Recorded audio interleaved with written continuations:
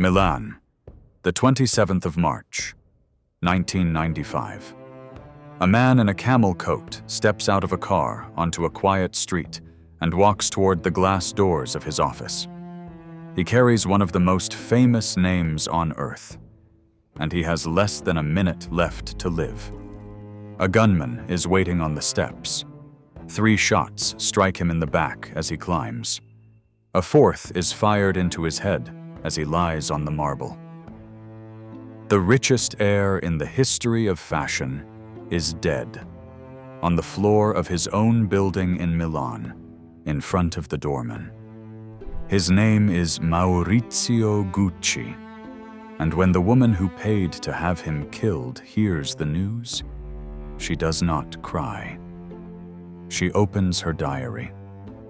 On the page for that day, she writes one word: paradise.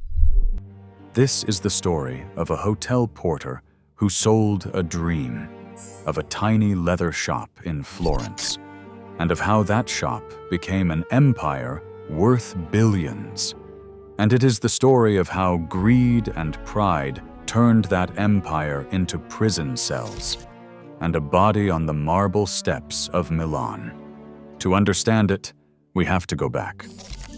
Because the thing that built the house of Gucci is the very same thing that destroyed it. Guccio Gucci was born in Florence in 1881, the son of an Italian leather craftsman who was always short of money. As a young man, he left for London and found work at the Savoy, the grandest hotel in the city. He was a porter. He carried other people's luggage up the marble staircases for tips. And it was there, in the halls of the Savoy, that Guccio saw the idea that would make his family rich. He watched the English aristocrats arrive in their fine coats, with their soft leather trunks and their calm, certain faces. And he understood something simple and powerful. The rich do not just buy objects. They buy the feeling of belonging to a world above everyone else. And that feeling could be sold. Guccio went home to Florence, and in 1921 he opened a small leather shop on a narrow Italian street.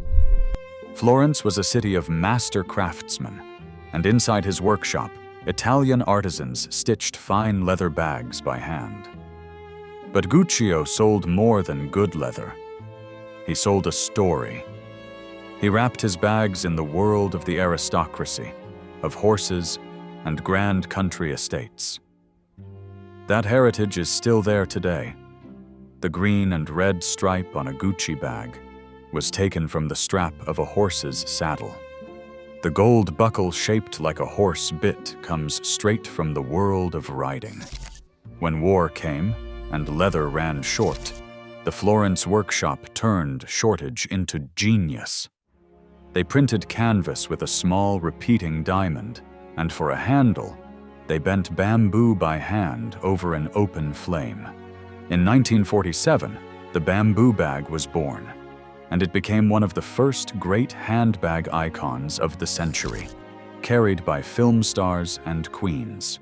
A few years later came a soft leather loafer with a gold horse bit across the front. A shoe so admired, it now sits in a museum in New York. And there was the double G, 2 linked golden letters, taken from Guccio's own initials. By the early 1950s, the little Florence shop had become a name. In 1953, Gucci opened its first store in New York on 5th Avenue. That same year, Guccio Gucci died. He lived just long enough to see his name reach America. He did not live to see what his sons would do to one another over it. Because a name this valuable is a name worth fighting for. And Guccio had raised sons who would go to war. Guccio's most ambitious son was Aldo. If Guccio built the house, Aldo built the empire. Aldo believed the whole world should carry Gucci. He grew the store on Fifth Avenue, then opened in Beverly Hills, London, Palm Beach, and Tokyo. He turned an Italian leather shop into a global symbol of glamour. Jackie Kennedy carried a Gucci bag so often that the design was named after her. Grace Kelly wore a Gucci silk scarf covered in flowers. By the 1960s, Gucci was the uniform of the international jet set. Here is how big it became. By the 1970s, the Gucci store on Fifth Avenue was so fashionable that people would line up along the New York sidewalk just to get through the doors. To hold a bag with those two golden letters was to announce that you had arrived. But Aldo understood something dangerous. The name itself, that golden double G, was worth more than any single bag. And so he began to sell the name. He stamped it onto perfumes, sunglasses, watches, lighters, cheap little things sold in airports all over the world. At the peak, there were around 22,000 different products carrying the Gucci name. In the short term, it made the family enormously rich. But luxury runs on a cruel and simple rule. A thing is wanted only because not everyone can have it. The moment a status symbol is everywhere, it stops being one. Fake Gucci bags appeared on street corners from New York to Bangkok. The family was quietly draining the value out of the very name they were selling. The house was eating itself, one keychain at a time. And nobody noticed, because the money kept pouring in. And money always looks like success. And with that money came suspicion. Guccio had split ownership of the company between his sons in careful, jealous shares. Around the boardroom table in Florence sat aging Gucci patriarchs and their sons, each watching the others, each waiting for their piece of the fortune. There was no one above them to keep the peace. There was only blood, a contract, and a fortune large enough to poison anyone who touched it. For years, the tension stayed hidden behind the glossy advertisements. Then one of Aldo's own sons decided he wanted more than his father would give him. And the House of Gucci went to war with itself. Before the house turns on itself, one quick word. If you like the true story behind the names you already know, the blood behind the glamour, then subscribe and stay close. Every week, we open the door on another empire. Now back to Florence, and to a family about to spill blood in its own boardroom. The trouble began with Paolo, one of Aldo's sons. Paolo worked as a designer inside the Gucci headquarters in Florence, and he was certain he was a great talent, held back by jealous relatives. He wanted to launch his own line, under his own name. The family refused. To let him stamp the sacred name onto his own products was unthinkable. Paolo would not let it go. He pushed. He threatened. He tried to break away and make his own goods in secret. The family blocked him at every turn, dragging him through the Italian courts. The feud grew uglier by the month. It came to a head in 1982, in a boardroom in Florence. The argument exploded. The shouting turned physical, and Paolo staggered out with blood running down his face in a room full of men in sharp Italian suits. He had revenge on his mind now, and he knew exactly where his family was weakest. His father, Aldo, the man who built the American empire, had been hiding money from the United States government for years. Millions of dollars, quietly moved offshore. Paolo knew all about it, so the humiliated son walked into the offices of the American tax authorities and handed them everything.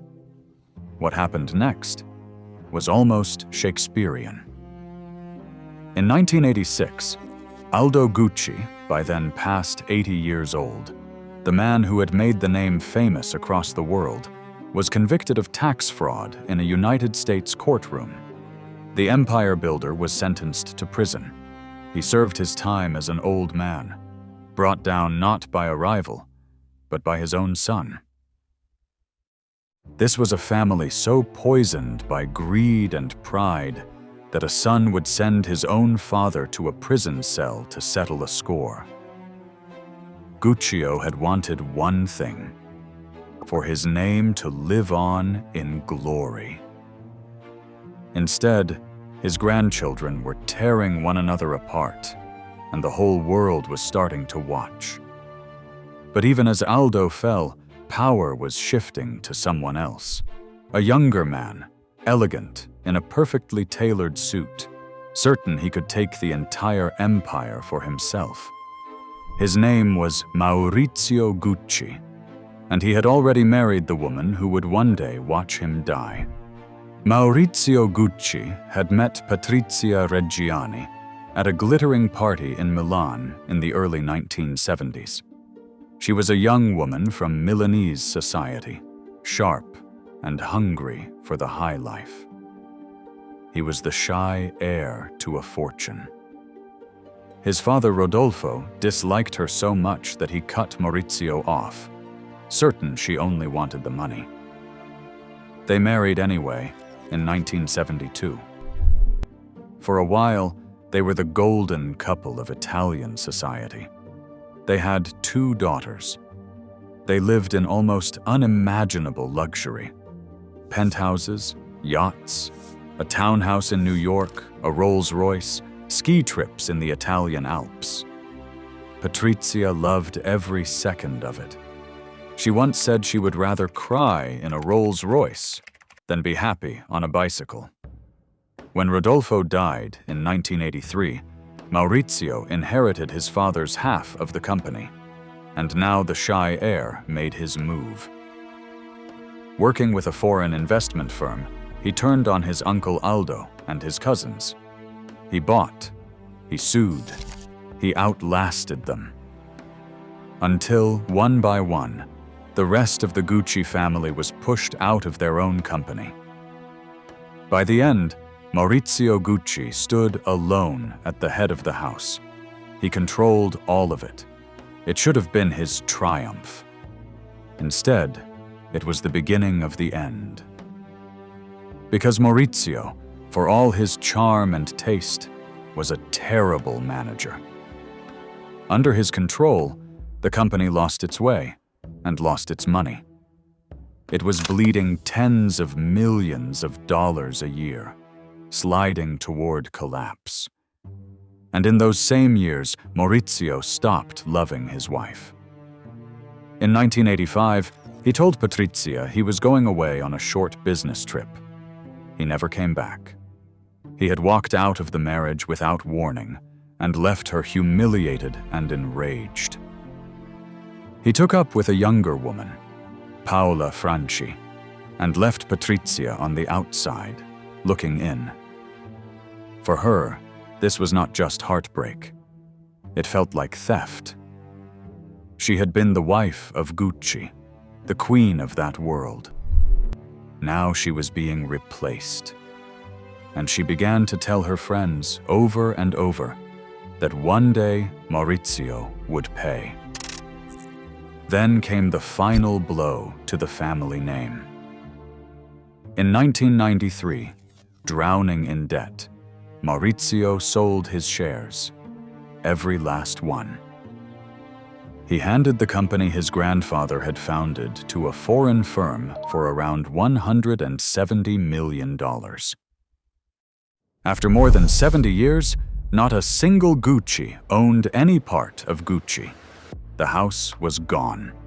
And Maurizio, suddenly rich in cash and free of the business, began to enjoy his life again. He had no idea that his former wife had already started to plan his death. By now, Patrizia had a close friend, a woman named Giuseppina Auriemma, an Italian fortune teller who read her future and listened to her secrets. And in her fury over Maurizio, the two women began to talk about the unthinkable. The plan took shape over months. Through her contacts, Auriemma found the men who would do it: a gunman and a getaway driver.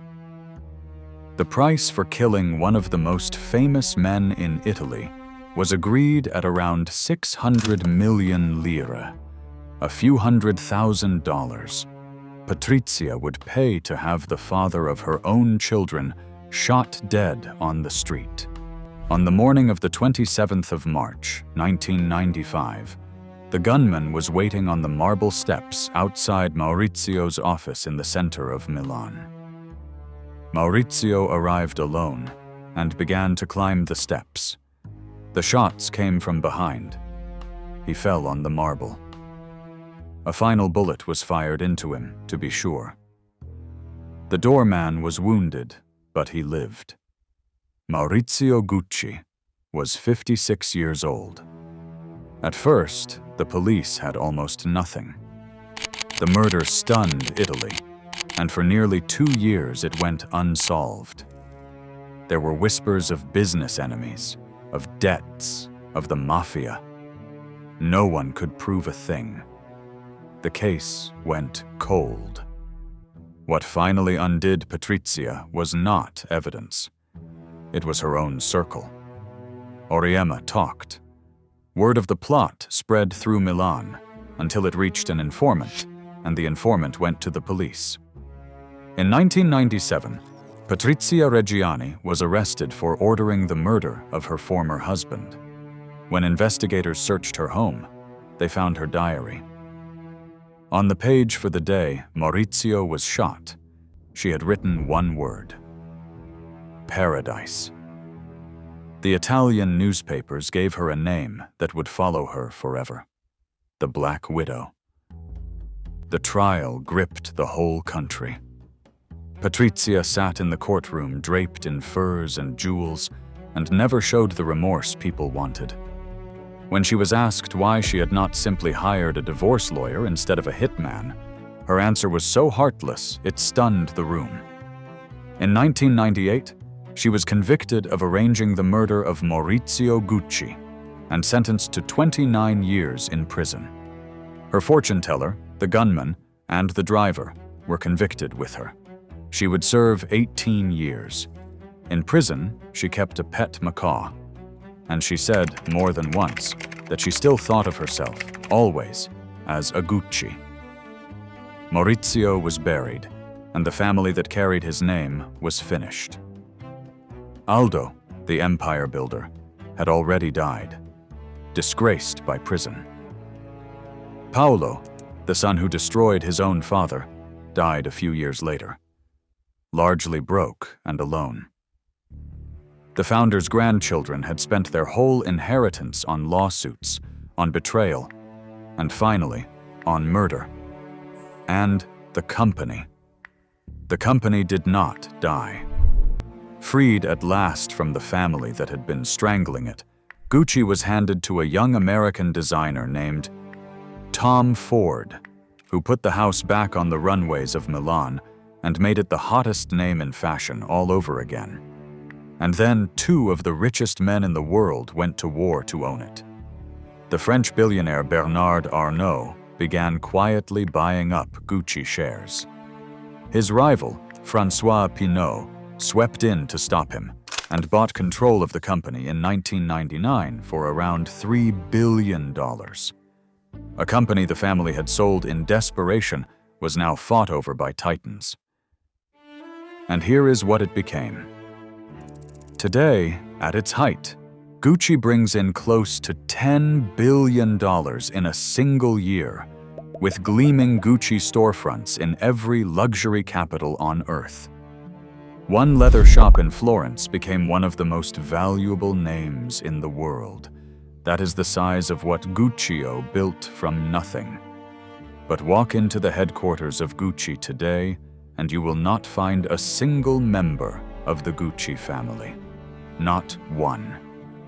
They built the most glamorous name in the world, and then destroyed each other for it, until nothing was left of them but the letters on the label. The empire survived. The bloodline did not. That is the truth behind the beautiful shop windows. Every great house is built by someone who wanted to be more than they were. And the very thing that builds an empire, the hunger, the pride, the need to have it all, is so often the same thing that burns it to the ground. Guccio Gucci sold the world a dream of belonging. His family paid for that dream in prison cells, in courtrooms, and on the marble steps of Milan. The name lives on. The people who made it are gone. If this story pulled you in, then subscribe. Every week, we open the door on another great house and tell you the truth behind the label, the fortune, and the blood. Tap the like button so more people can find this one. And tell me in the comments which fashion empire you want us to walk into next. There are many more doors to open, and every one of them is hiding a secret.